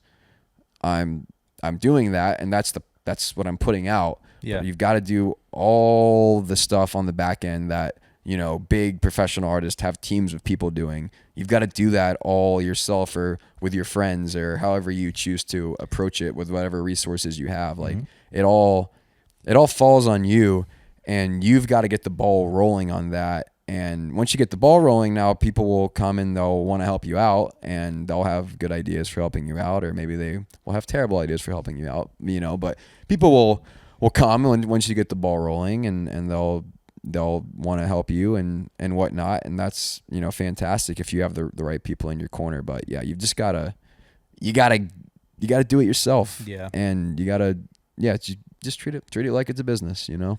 That's the uncool part about being a musician is that you inevitably you are a business person. Yeah. You're like a salesperson. Like yeah. You're everything. You're the marketing. You're the CEO. You're the COO. Yep. CFO. You're everything. IT. How did you get into? What was your first introduction to the Saxon Pub? How did that happen? Do you remember? I think the first time that I like got on. Well, introduction was just like coming to Austin, getting in the music scene. But as far as like actually like getting the chance to play there, I mean, it was last year when Ruby Dice was doing Under the Rock, and Under the Rock is hosted at Saxon Pub now. Okay. So she was doing her show there, and I did my little guest appearance for that. And so it was like the time that was being planned, I guess, kind of like through those channels, my name got into Jody, who books the music at Saxon. It got into her ear, and I had reached out to her through email, a bunch last year. Prior to all that. And so like right as that was like coming up, I just got the email back from Jody like, hey there, I just got to this email, like, we would love to have you come play at the Saxon. Yep. And so like it was like the weekend after that it happened. That happened before I even did pop up with Ruby's Under the Rocks show. But I think so. She got to your email before you actually performed. Yes. At Saxon. Okay. Got yes. It. All right. But I don't know if just because the timing was like interesting, because I was like, maybe somehow someone put my name in her ear or something, or maybe she just truly did look back in her email and finally see my email. But I mean, the first time we played there was August of last year, and we did like a Saturday night at 10 p.m. Yeah. Which was actually what it was, Ramon, was that we booked it. I jumped up on Ruby's show, and then my 10 p.m. show started right after Ruby's show ended. So hers was the 8 to 9:30 show, and then mine was the 10. Yep. So that's what it was. So it was just like this kind of good timing cascade of like, well, I'm gonna hop up on Ruby's show. People that are in the audience for that will see me, and then we'll invite them to stay for my show afterwards. And so that was like the first time I played there was last August. And it was well received because obviously they invited you back. Yeah, they were very complimentary. Was that like a nervous show for you, or were you nervous? I was nervous, yeah, because I mean, I was like, Saxon was one of the like places on my list of Austin venues that I really want to start playing at. And this is all so new, because like I recorded the album in 2024, and then I didn't start playing as like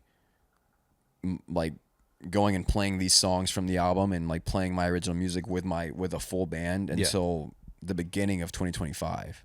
We had our first gig as like that band in January of 2025, and it was very just slow rolling to like try and get gigs with that band, because we were I'd only really been playing like acoustic shows and stuff. Right. And so I had this like ideas of like, man, it'd be great if this year we could play at Saxon Pub. It'd be great if we could play at Sagebrush. And we got to do both of those. We got to play at Antone's. And so there's definitely like some nerves. I remember like being more nervous than I would normally be for a show, because I'm never really nervous for a show, like, most of the time. But I remember being a little bit like on edge, just like, damn, this is really exciting. Like, this is a venue that is a historic venue in Austin, and like I've been wanting to play here. So I think that's a testament to your experience. Mike Gonzalez, the drummer for Kill Tony Band, had him on. He was amazing, awesome guy. He practiced 4 hours a day, and so all of that experience that he had practicing and playing live shows got him prepared for that moment when he first played for the Kill Tony Band. And I think that's the same kind of route that you've had. You've put in the experience, you put in the work that got you the experience, that got you to Ruby Dice, and it got you to all those connections. And finally, you were able to harvest that fruit by playing at Saxon Pub. Right. So I guess what I'm getting at is you just have to put in your time and put in the work and still grind it out to achieve the goals that you want as a musician. And I mean, it's exactly what it is. It's like it prepared you for that moment. It did, and like it's just like, right now we're like growing and we're playing cool places in Austin, and we're doing some really cool stuff. And now it's like the next goal is like expanding outside of Austin and expanding to other markets and doing cool stuff there. But it's just like, I think because I had this like background of growing up and doing like some pretty cool stuff in the entertainment industry, acting in films and being in like a Cirque du Soleil show as a kid and stuff, like, and then even like doing American Idol in high school. I like had this idea that like making it in the entertainment industry was like just getting like one big break, you know? And that's really not how it works.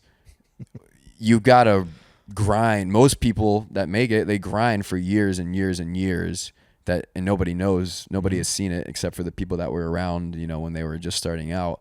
And then they get the big opportunity that really blows them up to a national level. Yeah. And people are like, oh, they just had their big break. But it's like, no, they've been working really hard for years and years to make this happen. So Denver, I heard some financial numbers that the owner of the venue in Denver that we were at, I've found out how much they take. Oh yeah. It's huge. Yeah. It's obscene. Like what how much? I'll tell you afterwards. Yeah. Okay. Yeah, true. I don't want to damage that person's brand, but they take so much.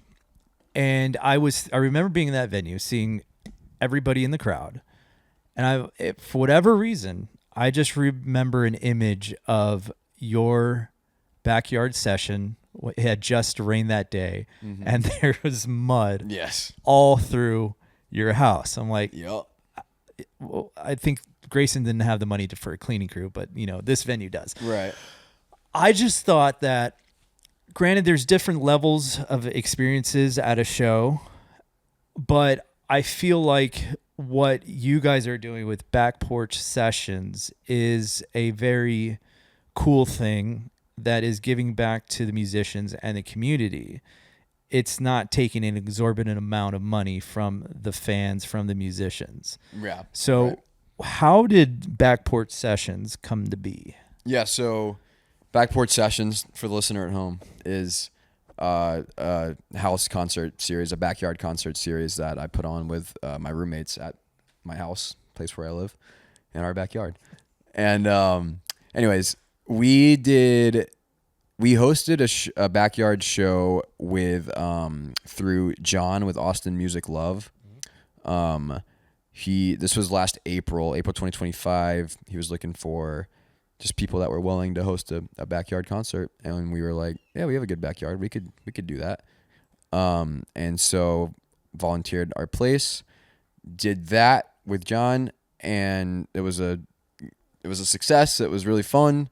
We were like, and we did, like, Natalie and Annie and Caroline, who I live with, like, they did a great job of like being really good hosts and, you know, making drinks and just having snacks and like just doing, you know, being taking it beyond a level of just like showing up to a backyard and bringing your cooler and listen to some music. Made it like, a good experience. Yeah, they made it a good experience, and we were like, oh, cool, like we could do this on our own, you know, like we could bring our musician friends in and play, and we could sell tickets so that we can pay the musicians well. And we were able, and through like, you know, relationships that like Annie had, because she works in like social media marketing, we were able to secure sponsors. Amazing. With, you know, so we're getting drinks provided that we can then just give away to people that are there. And it's not like coming out of anyone's pocket, you know, to pay for that. And so we were just like, through like the four of us, like our combined skill sets, you know, I had the job of like, who are we getting to play these shows? Let me hit up all my musician homies, and I'll set up the sound equipment. I'll run the sound, you know, and they had this sort of sound engineer to your list of yes, amateur sound engineer can work with small setups, right? And then obviously like we had with the girls, they had some good event planning and putting on capabilities, and so we were like. And then the other side of it too was they were really good with the marketing side of it and did a great job of like growing the Back Porch Sessions, like TikTok and Instagram, to the point where like I think the first thing we did, it wasn't a Back Porch Sessions as we now know it. It was a Memorial Day like Darty that we had my band play for, and we like sold tickets for it, and it was more of like a party. Had a slip and slide. Awesome. But that was sort of like the testing of like, all right, let's just like see if we can like promote this thing and like get people to show up, and it worked. And then we're like, all right, let's do like just like a real like backyard concert, and we'll rent chairs and set up chairs. We'll have drink stations set up. We'll have 3 artists play, and let's see if we can sell 80 tickets or whatever it was. Yeah. And we were able to sell out all 80 tickets and have even more people there, that were like friends and stuff. Yeah. And so it was just like immediately it was like, like we're actually pretty good at putting these things on, and we're good at actually getting people to show up to them, and we're getting, the chance to give my friends that are artists like a place where they can play, where people are sitting down and watching, and we're gonna pay them a decent wage to come play a 45-minute set, and people really latched onto it because I think there's been like sort of that void that needed to be filled post-COVID of that sort of hangout.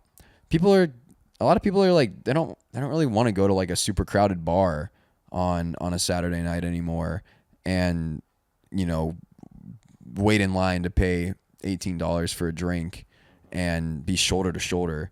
Like they want to go to a cozy, nice environment where they can listen to some good music. They can meet people. I think people people have come in there and they've gone on dates with people that they met at backport sessions, and they've made new friendships with people that they've met there. We get a lot of people that come solo. They're like, hey, I just got to Austin recently. I just moved here, and I just wanted to like get out and find a way to meet people. And this seemed like a great place to do that at. So I think it was just like this sort of really good cascade of like all of our skill sets sort of combining, and like that need that people had to like find a social space that wasn't just like a bar. Yeah. It's a beautiful thing, man. Everything that you said is really true. I'm trying to get all my buds to go to your next one, which is when? Any idea? June 20th. June 20th. Okay. I should be there. Yeah, I'm done traveling. Awesome. Sick of traveling. Bank account says I'm done traveling. No, it's a fun environment, and to your point, I think it was something that it's needed here, especially in Austin. I love going to all the venues. There's not a bad spot in Austin, at least not that I could think of. But it's cool to just relax, hang out, enjoy a beer, watch some good music. It's very, this is dumb, not dumb to say, but it's very Austin-y. It is super Austin-y. And like, our neighbors, that was like our major concern was like, are the neighbors going to be cool with this? And then the neighbors are all like, we love this. We used to do this before COVID. We used to do this all the time in this neighborhood. We're so glad people are like bringing things like this back.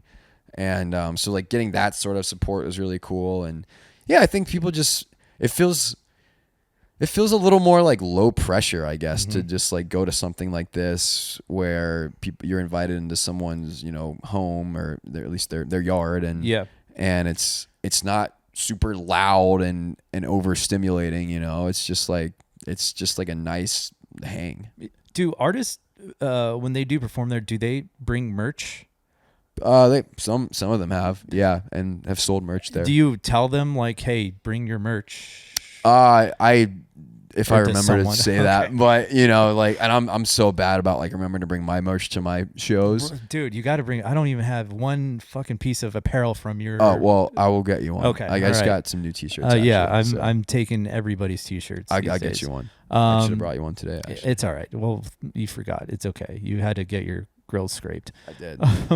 But strong teeth. Yeah, I think that's something that artists need to invest more. I mean, there's potential there for an ROI. You can make your money back and then earn some cheddar. I mean, merch sales for like it's especially small independent artist is like huge. If you can go to a show and sell a bunch of T-shirts, like you would give them 100% of the cut, right? Oh yeah, for sure. You're not going to be like those big bastards. And like we don't make any money like on back porch. Like if there is money left over after like expenses and everything, we just put it away to go into the next show. Yeah, like a smart business person like you guys are. That's awesome.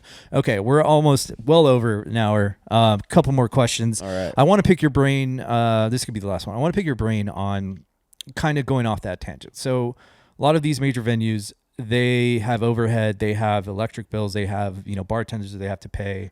And then they have to, there's a deal that might be constructed where they pay the band or I don't know what the case is. How would you envision the perfect venue to give more back to the artists that are playing in the venue? If not paying back money, what can a venue do better? I mean, that might be asking a lot, but I think I don't know. I haven't played like these huge venues, like those types of places. Sure, but in your mind, you understand how the logistics. Yeah, and business. But like the way that they do it at Saxon, I think is great. I mean, well, first of all, like a lot of times I've played at Saxon, they don't even take their like cut that they usually take of ticket sales, just because I'm younger, newer guy on the scene, and they want to support. So they'll give me the full amount of ticket sales, which is insanely generous of them. Yeah. But no, I mean, I think the way they do it there is just like they'll do stuff like that. Like I said earlier, they come around and bring the tip jar out in front of people, just trying to make sure those musicians are getting, as much as they can get. Yeah. And they've got areas set up in the back for you to get your merch out table. and sell it. Did you have a merch table last Friday? I did. Okay, actually. good. I did sell some merch when Good. we did it. Yeah, yeah. I'm going to sell some this Friday too. Hell so yeah. We're doing it. We're doing it. But yeah, I mean, obviously, there's obviously, when you're operating a venue, there's so much overhead cost that goes into it, and I don't know, what the margins look like for a venue like Saxon, but just, I guess in general is just like make it as easy as possible for the musicians, like make it easy for them to sell merch. Okay. If you're a place where there's tips, encourage people to tip. Yeah. And yeah, if you're able to afford to do that as a venue, and you're like, hey, well, you know what? We had a really good bar night. We made some good money on the bar. Like, and we really like this guy. We want to keep him playing here. Yeah. Let's just give him the full cut of the ticket sales and not take a cut. Now, the issue with that, as far as the bar cut, is your generation is not consuming as much alcohol as my generation. Yes, you guys are a so bunch they of. Say yes. Yeah, apparently. Well, now I used to not be on that trend, and now I am. Yeah, so I guess it comes whatever. for all of That's us. cool, Greyson. That's cool. Being healthy and whatnot. But how would you envision bars overcoming that hurdle? Because alcohol sales is a huge portion of their revenue stream. Like, what do you do to combat that? As far as like venues go, I mean, that's, I don't know, that's tough. You gotta, if I'm a venue and I'm like, let me bring in like, if I bring in, this like drinking country act, like I know their fans are going to come buy alcohol, right? So maybe it's, if you got to think about like who are the type of people that this act's bringing in, and are they going to be drinking? I mean the people were drinking at Saxon when we played the big show there. They were. I think Sachin in the Porch has like a pretty big sort of bro crowd that they like to come and have a good time, so throw them back. But I mean, in general, like for the bar industry, it's probably a struggle right now. Yeah. I mean, Austin is still like a huge bar city, so I don't know if they're really feeling it as much, but I'd imagine at like the national level, it's the bar industry in general is probably feeling the effects of people drinking less. And so, yeah, I don't know. I mean, it's like all the places, they probably, or a lot of them sell like the THC seltzers now as well, in addition to serving alcohol and stuff like that is probably gonna help out. Yeah. I went to a show a couple months ago. It was sort of like a DIY show, like at this event space, but they had a little bar set up, a little cash bar, but they also had like a mushroom drink that they were selling as well. So stuff like that. But yeah, I mean, I guess at the end of the day, like if you're a music venue, you got to get people out there that want to come listen to music. Yeah. And yeah, maybe if the bar sales are not going slow, like it's totally fair for a venue to be like, okay, like we take 15-20% of the ticket sales. That's our cut. And that's how we do business. That's one thing that I don't know. I'm trying to wrap my head around logistically is like what can venues do better? Can they market the artists better? But that I think is a good, like if you're a venue, like, I mean, it depends on the type of venue you are, but if you're like a bar and you have bands come and play for, 2 or 3 hours, like, I don't think that you should be expecting the artist to like bring people into your bar. Like, I think most of the time, if I'm doing like a show like that, it's with the idea that I'm going to get in front of new eyes. Right. And I'm not just bringing people that come to my shows regularly. Yeah. I'm getting in front of people that like this bar, and now they get to see me play because they're at the bar. But I mean, like, venues that have like that sort of built-in goodwill of like, I really like going to this venue. They always have someone good playing there. Even if I don't know this person, I can probably trust that it's going to be a good show. And if you're someone that's open to like, I like going out to shows and I'll listen to a band that I haven't heard yet and I'll give it a try and see if I like it. You're open-minded like that. Then, venues that sort of promote that sort of environment, I think are huge. And if you've built up that sort of goodwill to where people are like, I like going to the Saxon Pub because I like the bartenders there and I like just the vibe in there, and I know that whoever's playing there is probably going to be pretty good. Yeah. So like, I'm going to go check out this new artist that I've never heard of before, and I'm going to pay $10-15 to watch them. And like, if you got people that are willing to do that, then I think you're doing the right thing. So how do you feel AI is going to take your job? My day job. Your day job, that's right. Like, I mean, fired like 30,000 people a couple weeks ago, It's a lot. And right that same week that happened, they start rolling out like, hey, here's these AI tools that we need you guys to start using in your daily job. So it's like, okay, well, you don't have to be a genius to figure out like the correlations here. And so, I mean, to me, it just feels like you're going to use the AI tools and you're training them on how to do your job. And then eventually it can do your job and they don't need you anymore. So, I mean, I don't know. It feels like the writing's on the wall a little bit on that front, but I'm not too worried about it. Okay. I was about to ask, are you worried? I generally like try to live my life with as little worry as possible. As you should. And I have always had the mindset of like, things will work out. So, if I do lose my job, then I know that I'll figure it out. Yeah. Whether it's like I pick up more gigs and I can pay my bills by playing gigs, or I do look for another job in the finance field or whatever the hell it is, like, it's like, that's just life. I will say, you would need to get another car for this particular job, but I'm doing runner right now for HEB. Okay. Because I have all my jobs are at the end of the month, and I'm like, fuck, dude, I'm just hemorrhaging money with all the traveling that I've been doing. So I signed up for runner on Sunday night, and runner is basically, it's a HEB oriented app. Basically, you can either pick up food from local restaurants and deliver it just as Uber Eats does, or you can do the shopping, buy the groceries, put it on your card, and then deliver it. Thing, yeah.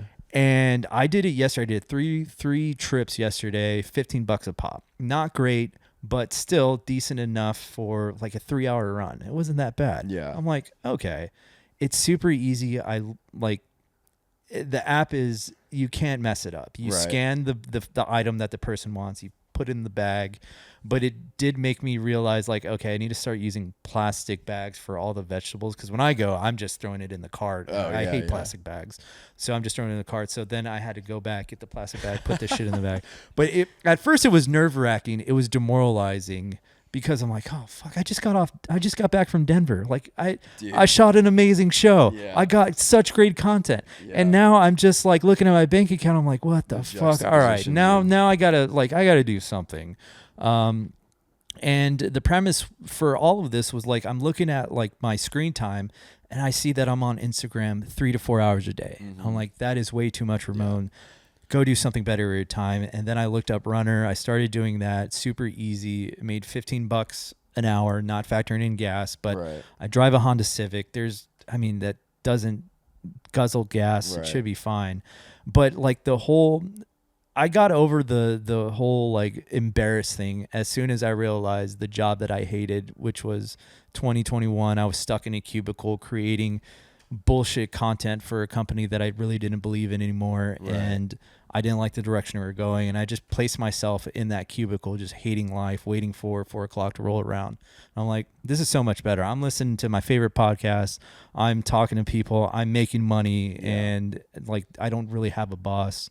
This is okay. This is all right. This can help fill the bank account in the meantime. Yeah. So all that to say, if you do get ousted by AI, there's there's other options. There's ways. But I'm sure with your caliber and expertise at you'll land on your feet somewhere else if you decide to go that route. Yeah, I almost think I would just like take it as like the universe telling me to like go all in with music and just like But in practicality, like I'm investing a lot of money into music, so it's nice to like be able to do that. Absolutely. So I don't know. Who knows? I like I said, I'm not gonna worry about it. When it happens, it'll happen, and I'll figure it out. I'll sell my feed pics. Shit. With the way you're trending, they'll be very valuable. Last thing, what did teach you the most? Like, what has it taught you? There's got to be some good value out of this company, or the relationships, or the experience that you've learned while at. God, I hope they don't see any of this. Or that we'll bleep out that company that you work for. I'll bleep it company. Honestly, man, like it's like just. I think it's just like, don't take things too seriously. Like, do what you need to do. Yeah. Be good at what you're supposed to do, and like. The rest of it will take care of itself. Mm-hmm. Obviously, if you're really passionate about something and you want to rise up through the ranks of whatever you're trying to do, like then you put the extra work in. Mm-hmm. But like, I don't know, man. We're all just trying to fucking figure out how to exist on this earth and pay our bills.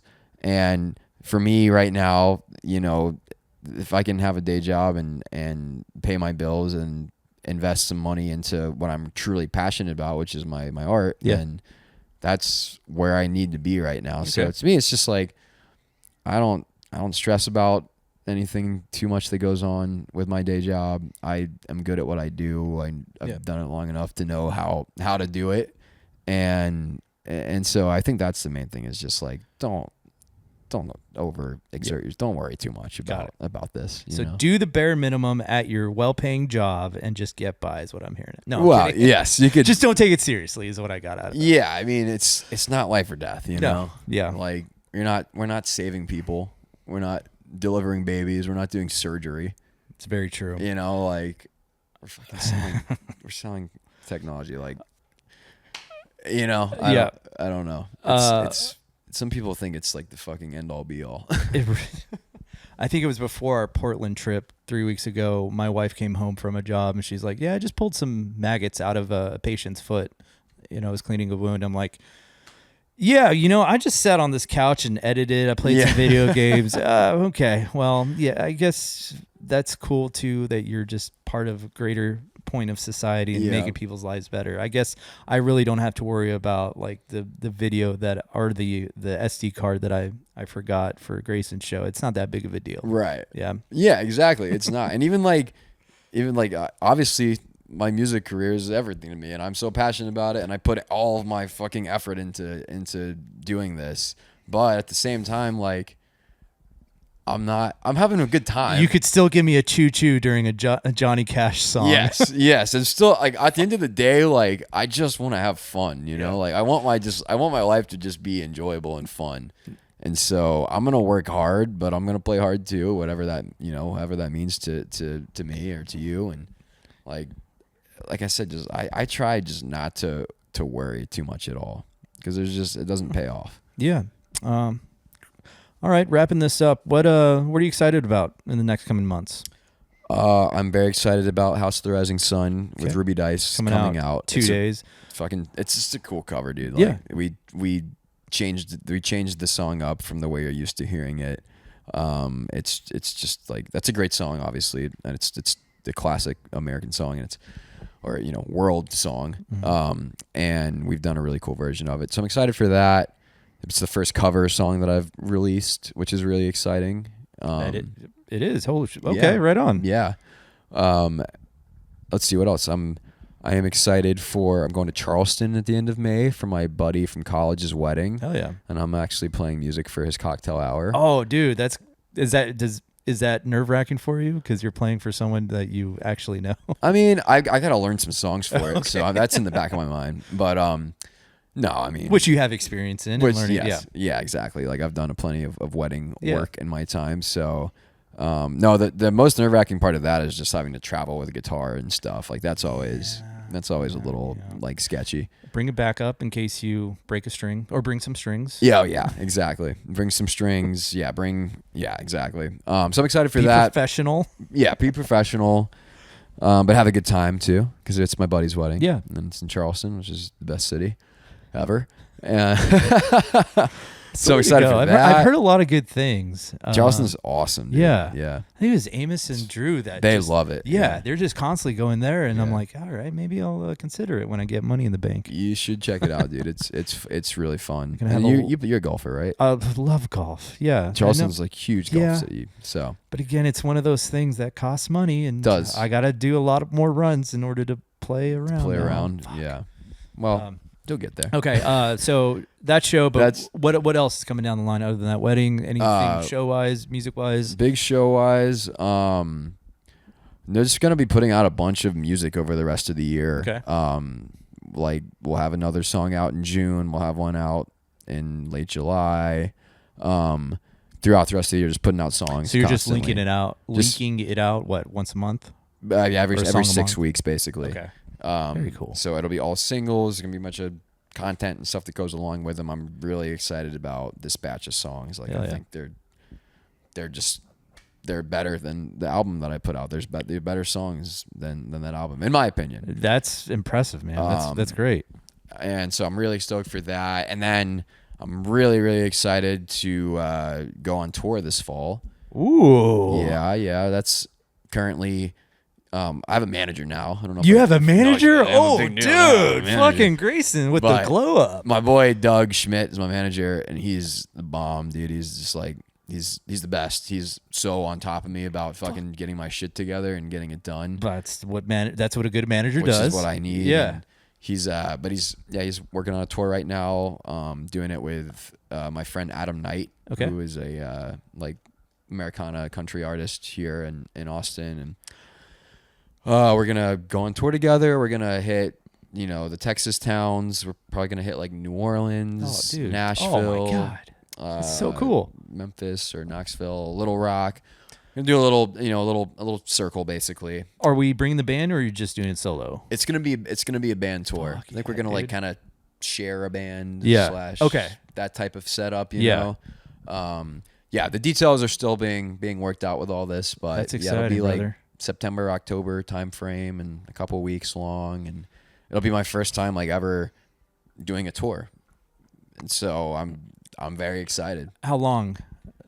I think 2 to 3 weeks is the time frame. It's a good entry point to touring. It's a good entry point. It's not months on the road. Yeah, which would not really be sustainable at my level because I got to work still, and I got dog and all that stuff you got to take care of at home. Are you putting in a PTO, or are you just going to be working from home? Probably a little bit of both. Okay. I'll kind of once I actually know like the exact schedule, I'm going to figure that part of it out. But I'll probably be doing some work from the road, I imagine, or from a Motel 6 or whatever the hell we are. It's always fun seeing you in the studio at like 11. I'm like, oh, you're on the clock, huh? Usually I am. Yes. Last time I was there, I had to jump out a bunch of times and go actually do work, so it was annoying. Per my email, Jane and HR. All right, man. Well, HR. Can't thank you enough for this almost 2-hour podcast, man. Wow, time flies. Go. Yeah, time did fly. Wow, that's the same thing happened with Mike. I'm like, he just got rolling on stories, and we had a good time. I hope he had a good time. I hope you had a good time. I had a great time. This Good. was very enjoyable. I'm glad you don't have any cavities. I'm glad your career is trending in the right direction. Big things in 2026. Yeah, No let me know if you cavities. need to. I get a credit for my runner referral. So Oh, really? Yeah, okay. yeah. Well, once they guys The got bottom my falls job, out, I'll definitely hook you up with all of my All right. credentials. All right, I'll hook you up with my my feed pick. There we go. All website right, as maybe well. we can do a trade there. Yeah. I'm sure your feet will generate far more money than the fucking bullshit runs that I'm doing. Either way, that's not the case. All right, We'll figure it Greyson, out. thank you so much. Thank you, viewers, watchers. God bless. Thank Good you. night.